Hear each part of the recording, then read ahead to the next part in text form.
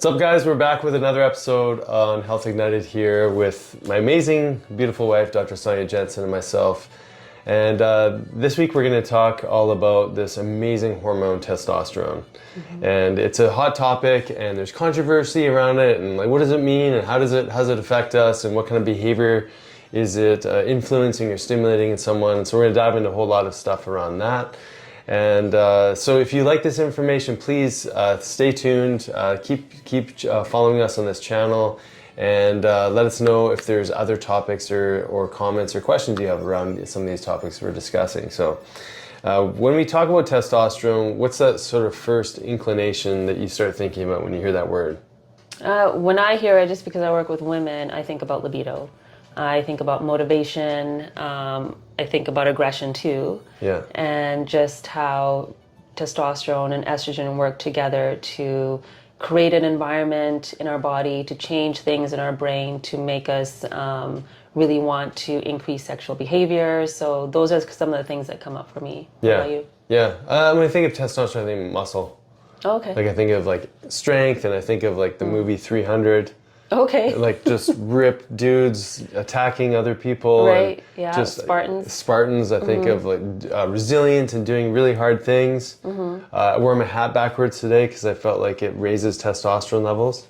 Oh. Is that what you prescribe I'm to sure, your I'm sure somewhere on patients? Google, right? It's like, this will increase testosterone, that will increase Right. testosterone. I think we see it everywhere. But no, I Yeah. think of like really strong men Okay. doing really challenging things. Yeah. Okay. Yeah. So then, what does exactly testosterone do for men? Exactly. I think that it can be glorified, and it Yeah. can be, all these things. But, let's dive into it. Well, we actually did a post, right? So we did a post on testosterone. And do you want to explain the post, and then and maybe we can refer people to go check it out on Instagram? But, Yeah. But describe the post, because I think it's more realistic to, Yeah. modern day life. Yeah. So when we see patients coming in, we're often looking at low testosterone, like you for men and me for women, and so the post was really talking to how it impacts relationships when your counterparts, like for me, my husband's testosterone is low, and some of the behavior that shows up with that, and then how that will impact my perception on you and what I feel like needs to be done, and just how it changes a dynamic in a relationship. Yeah. Yeah. So let's walk through the post. Yeah, so I walked in with, hands full of grocery bags, asking for help, and I walk into the living room, and Nick is playing video games and drinking beer, and it's like 10 a.m. Right. Yeah. Nice and early. Yeah. Yeah, and so there's frustration, obviously, on my part that I'm not being heard, I'm not being seen. You're not helping you. Not helping me, and what I do see is him not taking care of himself, too. I think that's the bigger thing. You kind of see your partner then not in their best behavior, their health, like all of that. You can kind of see their trajectory all in that one moment, and that creates frustration. Yeah, imagine like you kind of see the rest of your life play out in a moment. Yeah. Like you see here's this lazy dude sitting on the couch drinking beer Yeah. at 10 in the morning, and he's not helping. He's like, I was out grocery shopping. Why didn't he like go mow the lawn or do something productive, or Right. like take care of the kids or play with them, or Yeah. I imagine that you forecast an entire reality of your future based on just that one moment. Well, we did that episode on the differences in the male and female brain. So for the female brain, it's like this instant. As soon as we see something like that, we are projecting out into the future of what it's going to keep looking like, and the downfall of the relationship, because there's no support, and also resentment from the past and like what's happening in the present moment. So our minds are going everywhere. Yeah, and I can imagine like, did I make the wrong decision here? Right. Yeah. How did we get What here? happened? Right? Yeah. Because early in a relationship too, like, this is an example of a more established routine-based relationship. But like, where's all the spark, the dynamic that happened, the work that the guy would have had to put in order to find an amazing woman such as yourself, right? What happened to that guy? Yeah. Right? Yeah. So imagine a lot of couples find themselves in these situations of like, who is this dude? Or it could be vice versa. Like we just gave it with that one lens. It could be the other way around. We could play out that. Well, we'll do another video on what that could look like for a woman. But That's super interesting because I think a lot of people are stuck there, right? So, we always get some fun comments, right? Yeah. And there was a comment, like a lot of comments were like, oh, I didn't know that alcohol had an impact on testosterone. Yeah. So we'll talk a little bit about that one. And then there was some just around like, how do you test? And so we're going to talk about some of those things. But one of them, like you always get like a few comments that are really maybe abrasive or really, provoking. Yeah. And so here was a comment, WTF, WTF, do you think testosterone is? Test makes you more of what you already are. It's not some magical chemical. WTF are you talking about? So, and I was like, do I respond? How do I respond to this? But let's talk about the backside of the post that we did, and then maybe get into that. So the magical side of the post was me coming to the fridge going like, oh my God, I got nothing done today. I was playing video games all day. I was drinking beer. My wife came home. She seems irritable towards me. I tried to explain that the beer was gluten-free, and that was like a positive decision forward. But like feeling frustration, because I think like this is the thing, if you're feeling that way, you don't feel good about it. Video games, alcohol, porn, whatever it is for that individual is a distraction from that pain that you feel inside. So at some points you come to terms with that, oh, this just doesn't feel good. And so there's this moment of like coming to terms with that in the fridge. A lot happened in this post, right? Yeah, it did.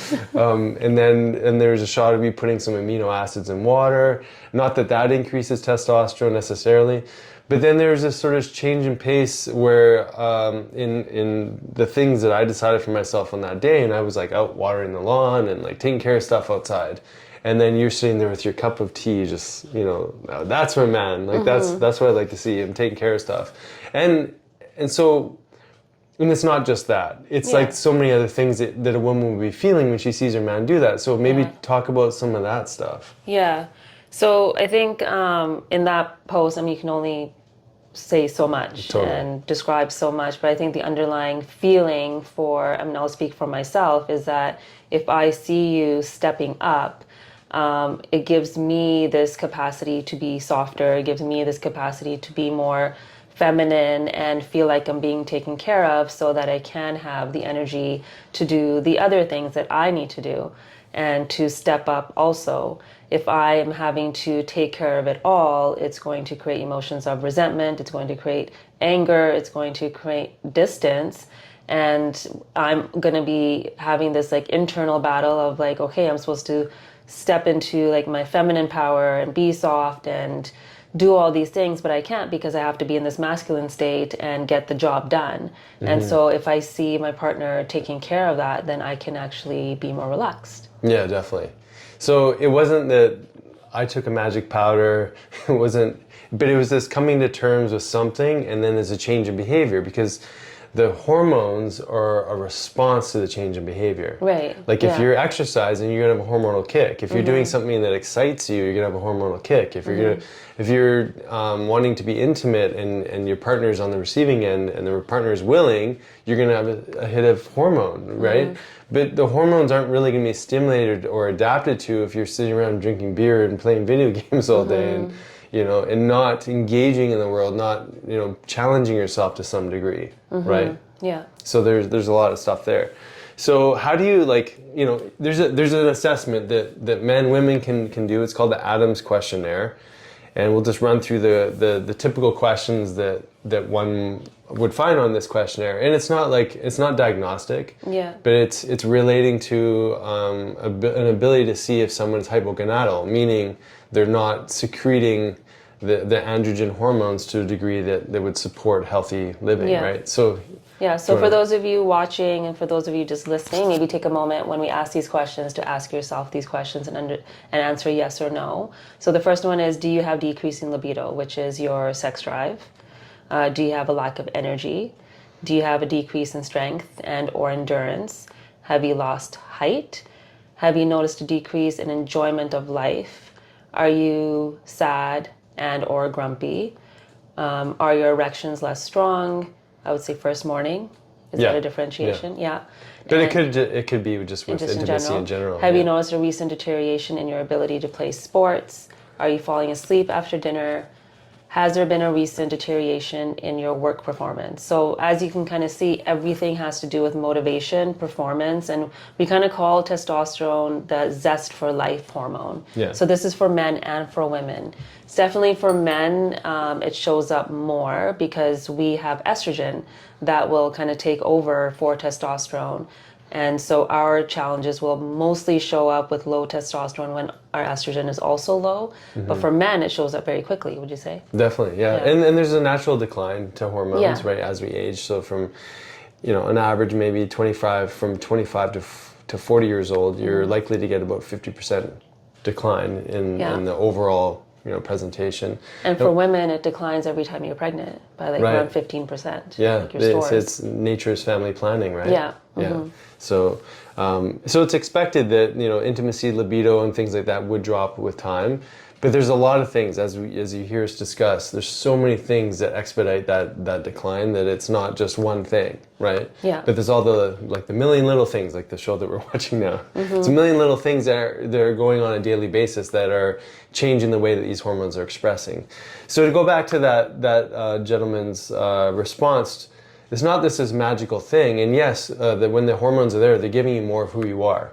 They're not unlocking some secret powers that were never there, right? Like culturally, societally, hormones are, I guess you're rewarded for certain behaviors. So there's some really interesting research that shows that testosterone is not a direct stimulus for aggression, yet if aggression was rewarded in the societal, makeup that you grew up in, maybe, then there would be, and you reintroduce testosterone back in, there's a chance that aggression would be there. Yeah. Aggression can also show up if there's excess, like super physiological doses, like what we would call steroid doses. There's signs of aggression. And again, I'd say that's probably more particular to certain people that had that reward for being aggressive. Or maybe they saw in their environment that's that was how rewarded. you deal with life, and that it was rewarded, and it was mirrored. It was mirrored, yeah. So that thing around like boys will be boys, and it was in I think we were watching The Flash with Soren, and there was a scene in there when the Flash is little and he gets into a fight at school, comes home and the mom's talking to him, and then the dad comes home, and the only question the dad had was like, did you win? Right? And so he's like smiling behind the mom, like, good job, you got into a fight. So I think it starts from there when you start to see, oh, I'm being rewarded for being more aggressive and being in that state rather than in a different state. Yeah. And I think like this is the exact point why it's so important to talk about. And I think why maybe there's some concern or fear around what it means to raise your testosterone. Like, oh no, you're just going to be this aggressive, angry, irritable person. Well, it's only if developmentally or culturally or in the community that you're in, if there's a reward for behaving that way. Right. And I'd say like, there's certain sports that are definitely more, obviously they're more physical, and so there's a reward for being more physical, and it makes sense in the context of the sport. And if that's your reality, you may also display some of those behaviors when testosterone's higher out in that community setting. And so it's a very individual experience, I think, for the testosterone. So I have a question. So if we look back in history, and some of the challenges as a society that we've had to face along like wars and making sure that your people are safe, and all the way from the caveman. I mean, I don't know the trajectory of men's behavior, but in today's world, there really isn't that fight for every man. For sure. And not every individual will maybe have access to or have the opportunity to play sports, because I think sports is a way that a lot of people can get their emotions out, raise that testosterone, utilize the testosterone. So for those that don't have those opportunities, do you see in the practice that those are the men that maybe have more challenge with testosterone? Oh, yeah. I mean, to be very generally speaking, but most of the time, men who are, exercising, they're not drinking a ton of alcohol, they're proactive with their body. Maybe they're still playing relatively competitive sports, whether it's like hockey or soccer, like in an intramural or kind of fun league. They tend to typically have higher levels. And obviously there's a whole metabolic challenge that goes on with testosterone too. So it's also that the people who are less likely doing that, they're also people who are more sedentary. Right. They're also people that are probably, at the mercy of their vices or their cravings towards like a higher sugar diet. So I'd say that, it's like we talk about hormones as an adaptive response. So typically, if you're asking or tasking your body to, get more support and energy because you are playing a sport or you are being competitive or you are challenging your body, you're also typically going to feel like you're in a better place. So you're probably going to make better food choices and be less metabolically challenged. So I think there's like a lot of factors that go into that, but for sure. And then you talk about like historically speaking, I mean, generally speaking, there's not a draft, right? There's not this big push for young men to go to war. I think maybe, I don't know what the stats are, but I think a lot fewer people go into the army than maybe in the past. And then, there's a surge in like MMA fighting and all these different kinds of like cultural things that are coming back, which, on one way of looking at it is it's like the modern day sort of Spartan or the gladiator. The gladiator. And it's serving a role though, like it's giving us an experience of what it looks like to be a stoic individual in a really challenging situation, right? And so I think sports and competition are so important for healthy hormone adaptation. Whether or not you want to be like getting injured in a ring, that's obviously that's a very personal thing. But the point is that competition and that sense of, a fight, a sense of like needing to raise aggression is going to be a stimulus for testosterone. And it's not going to give you some superpower. It's just giving you, it is, like I agree with that comment, it's giving you more of who you are, right? It's giving you more energy to be more vital, to have more focus, to be able to put muscle on. Like it feels good, women too, to be able to put muscle on your body and feel stronger in your body, right? So I think just breaking down the understanding of aggression is really important. And a lot of this research that Robert Sapolsky is doing, he's a behavioral endocrinologist that looks at primates and what it means for having healthy testosterone levels and how that adapts to like just behavior in general. They talk about some different roles that say men play as a nurturing caretaker father. Naturally you're going to have lower testosterone levels than you would at someone at the same age who doesn't have kids.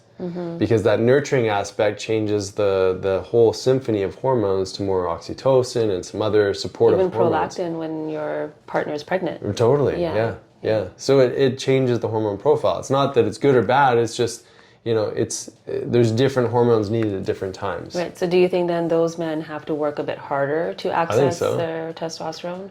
For sure. So this is where like the habits and lifestyle and all of that comes into like even more importance. Yeah. Well, I know. I mean, I felt that when our first was born, right? I know there was a good 6 months there where I wasn't really doing anything. I was like snacking when you snacked. Eating when you were eating. Like obviously my metabolism must have increased because yours did. Yeah. And so you were making milk, I guess. Yeah, exactly. I was just trying to help you out. I didn't want you to feel uncomfortable, right? I didn't. Yeah, no, I know. I'm joking. But the point is that I wasn't really taking care of myself, and I wasn't even necessarily adding extra value, necessarily. I think I was a very involved father wherever I could be. But I mean, in the sense that if I was to go exercise, I wouldn't have been taken away from you guys. And I think, it is important for men to still be doing something for their body, for their physical health, despite, the child dynamics. Now, the other thing, like, the testosterone seems to be really tied to his status.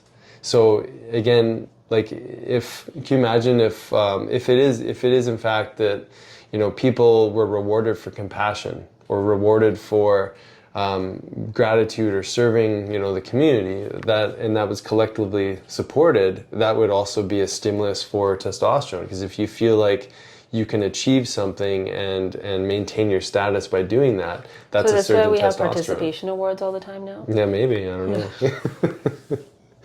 But yeah, any other things that you want to say with regards to even maybe in relationship dynamics when men or women might not be expressing healthy levels? Well, I think like in the video you had a moment of awareness. So I think if there's awareness, there can be conversation over how each partner can support the other partner and raising that testosterone. Because something that's actually coming up in that show that we're watching is one of the men, like the husband, he's going through depression and like clinical depression. And what we don't often talk about is that low level of testosterone contributes to depression and that feeling of like lack of motivation and all of that. So if we can have those conversations, then we can help each other figure out how we can support each other in habits that will support each other's hormones, specifically for men, for testosterone, and then discern, like, is the lack of motivation or the low libido or the low energy, is it actually coming from low testosterone, or is there something else going on? Yeah, well, and yeah, I mean, that opens up a whole discussion just around, are we looking at mental health through all the various different lenses, right? Yeah. Because when in this particular show, this gentleman was prescribed antidepressant, which was magnifying the low libido, which was magnifying the low testosterone state. And we know that alcohol is definitely a suppressant, but so are certain medications. SSRIs are definitely one of them that have this estrogenic effect, but it throws off the testosterone. And so that was actually a dynamic that was really like playing out in that show that was mirroring the posts that we did. And it was interesting, even in that show, the woman was like, oh, I'm taking care of this for you, I'm taking care of this for you. And she was stepping into her that, like masculine state. totally. She had to. Yeah. And so it's good. Like it's a good dialogue to see that this whole masculine feminine energy, but also the masculine feminine nature of these hormones in the body. Like testosterone doesn't make you a man. Yeah. It just makes you more vital, more strong, and more capable of the things that you're wanting to do for yourself, right? Yeah. Same for men. But yet, if someone does have to if I have to step into a more feminine role, let's say like you don't want to take care of the kids, like you're being boss lady and just doing that, and you're like take care of all other stuff, I would have to switch roles, right? Yeah. And that would definitely have an effect on my hormones too. And so the behavioral, familial dynamics are also an influencing factor for how these things express. And then, like, what about like that mama bear aggression? Like that comes from a orchestra of different hormones too, but definitely testosterone plays a role. It's like these hits of, like, maybe your baby's in danger and bang. Yeah, well, there's that example of the mom that was able to lift a car. Yeah. When her kids were in danger. So like that is what we can tap into even as women. And there's such an interplay between testosterone and estrogen that they go back and forth into one another depending on what the needs are and what needs we need to meet in our environment. Yeah, totally. Okay, so behavioral stuff for sure. Now, another thing is, switching gears, how does someone know? So we talked about the Adams score, like the basic questionnaire, a way to assess how potential for hypogonadism or low testosterone. But what can you test? Or how can you test for this? I mean, I always use the Dutch test. There's also blood tests that we do, like running a sex hormone binding globulin, because we know that binding globulin has an affinity for testosterone. So what that means is you can have free testosterone roaming around in your blood, but it doesn't mean it's actually going to sink into the receptors on your cells so your body can actually use it if these sex hormone binding globulins are around kind of binding all of that up. So that also will then translate into low libido, low motivation, low energy. So we look at blood work, plus looking at the Dutch test actually gives us an idea of like whether your testosterone is actually acting like testosterone or it's getting converted into estrogen. The enzymes, like it's getting aromatase, like it's looking at all those elements. And for women, it can show us how these things are getting broken down. So if we're having more like androgenic symptoms like male pattern baldness, maybe growing hair on our chin or different parts of the body that you normally wouldn't see it, more aggression and irritability and frustration and all of that. So it can give us an understanding of just how it's getting broken down in your system. Definitely. Yeah, so that's blood versus urine test. And then the nice thing about the urine test too is that, I mean, it's giving you variation in your cortisol, because I mean, most of the male testosterone is released from the testes, but there is some that gets released from the adrenal system too. Yeah. And so if we can see that someone's adrenal system, which is your adrenal glands sit on top of your kidneys, and they release sex hormones, corticosteroids, and mineralocorticoids. Well, our muscles also secrete testosterone. Yeah. So there's many different sites, right? Yeah. But it's helpful to see like one hormone in the context of many, right? Because you can get a little bit more clear about where where there's extra challenges or Yeah. obstacles to hormone health, which you can't see in blood. It's just Right. different, right? And that's the challenge, that mostly if you go to your doctor, they're probably looking at your blood Yeah. and maybe not even looking at the full picture in blood too, like your bioavailable, your free, your total, Your estrogen, your all of luteinizing that. hormone. Yeah, right? to see how it's all functioning together. So I have a question for you around, like, men that maybe take steroids. Yeah. So maybe Steroids discerning or testosterone? testosterone. Okay. So maybe discern that for me, like what Okay. are steroids then versus taking like bioidentical testosterone to help support your hormones. Yeah, great question. So steroids, is given it's still testosterone. Now there's prescribed testosterone, and then there's like, let's say off market or things that you can buy from, the guy On the corner. the guy in the corner behind the gym, Yeah. or maybe at, different sites online. That because if you're going to get prescribed testosterone, it's going to be typically done in what would be called a therapeutic range. So matching a blood work profile that's not putting you into something super physiological. So the type of testosterone, there's many different like esters of testosterone. Usually the ones that are given to men most are injectable, but there's androgel could be a prescription that's from a lot of maybe medical doctors, or there's bioidentical prescribed testosterone, which could be in a cream. There's patches, there's sublingual. There's a lot of different ways to take it. But typically, if you're going to take like an off-market or like a performance-enhancing testosterone, which would be in this class of steroids, you'd be doing probably more than 200 milligrams per week, probably in excess of like 500-600 milligrams per week, which is way beyond what a normal dosing strategy would be, versus more what we would call testosterone optimization. We would be sitting somewhere between 100 milligrams to 150 milligrams per week, somewhere around there if we're using injectable testosterone, but also respecting the pulsatile nature of hormones. So if you just give this huge bolus into the body, it has to convert some into estrogen. Yeah. It has to do all these other things with it. It's an completely unnatural way to take it, of course. And the impact on like liver, kidney, and all the other so systems. many things. Yeah, and then like just the huge estrogen provoking reality of it alone is going to be disruptive in the body. And so then a lot of men will use aromatase inhibitors, which shutting down any pathway in the body is never good, but so there's just more complication. But you're getting to super physiological dosing versus optimal physiological dosing within a therapeutic range, and that's the main differentiating point. So then physically, can men get the same result as if they were using a steroid versus the bioidentical? Yeah, I mean, when the problem is that there's complications. So there's, anytime you go onto such a high level, there's also increased concern for prostate or prostate hypertrophy. I've seen a lot of men who have used steroids in the past. They seem to be, again, in our clinic, they seem to be more likely to develop prostate issues later on. Yeah. Testosterone in itself isn't something that provokes testosterone cancer, but it does cause growth of the prostate when it converts into dihydrotestosterone. And so if you have a whole lot more there, you're getting a whole lot more conversion, you can get a whole lot more stimulus for growth. But it doesn't in and of itself mean that it's going to lead to cancer or to cause prostate cancer. But the byproduct, though, like we were talking about the kidney issues, increasing cholesterol, and then not knowing what somebody's insulin maybe is doing. Because I imagine if somebody is taking steroids and trying to take a shortcut, maybe their diet isn't really where it needs to be, or maybe it is. Maybe they're hyper vigilant around food too, but maybe I'm just making assumptions. Yeah, well, no, it's a completely unnatural state to be insulin dominant.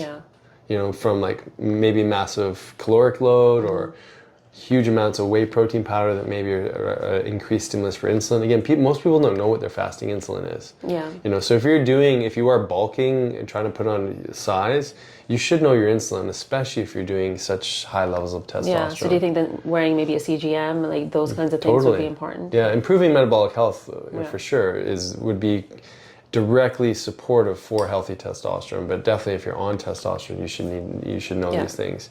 But typically, like we coach people onto optimization and try to steer them off of the super physiological dosing, because it just gets messy, right?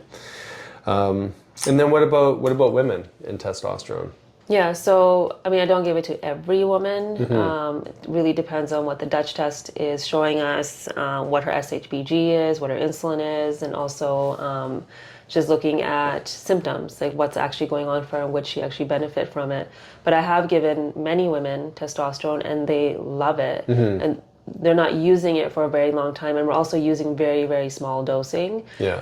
too, because we know it is going to convert into estrogen, and many women that come into me have some form of estrogen dominance or some challenge there. So we do use it for short periods of time just to upregulate just that feeling. Like as soon as they start taking, they're like, oh, there's the libido, like there's the drive. Oh yeah, I wasn't really creativity. Yeah. I wasn't feeling very purposeful, and all of a sudden that's starting to show up again too. So I think it can be a really great tool if it's used properly.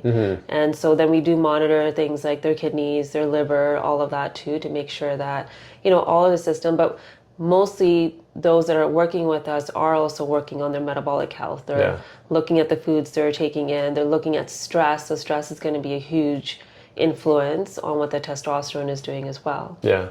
Yeah, there's so many factors. So as we dive into this topic more this month, we're really going to be focusing on testosterone and many different aspects to think about. But we really wanted to start today's discussion just around, what does this person look like? How do you test? What does it mean? Like, do people actually become more aggressive if they're on testosterone? And hopefully that, at least started to get you guys thinking a little bit more about it. So, anything else you want to add to that for today?